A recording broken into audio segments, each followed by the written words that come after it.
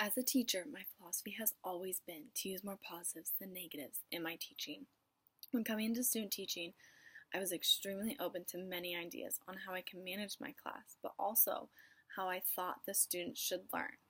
As I go through this process, I found that I can definitely switch things up and change ideas as I've learned, and I've learned to be extremely flexible when working with children. Every day is a different day, and what worked yesterday might not always work the following day. Each student's different, each student's learning is different. So, what works for some students might not always be the best idea for others. As I student teach, I found that using positives to correct the negative behavior is ideal, especially in my classroom. When teaching, sometimes I have to switch it up and present things so that they can reach a wide range of my students.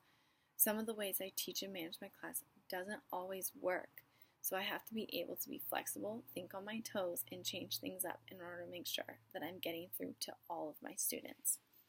Within my classroom, technology is a huge learning tool. There's so many different sites such as Spelling City to help improve students in their spelling, iReady, which helps their math. iReady is an individualized math lesson and allows each student to fill in the gaps that they might not always have.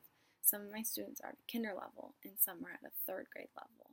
So this website allows them to individualize lessons to be able to fill in those gaps along the way.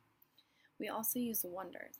Wonders is a reading and language arts website and program that allows my students to work on current curriculum that they're learning that week, as well as things that they've learned in the past.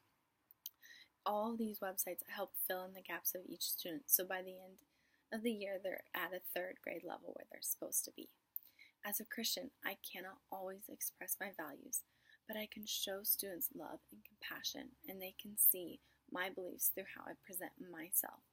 As a teacher, I hold myself to a higher standard, and I want to present myself as professionally as I can, whether it's with students or staff members. Everything I am doing is to better the education of my students and allow them to get the best education they can.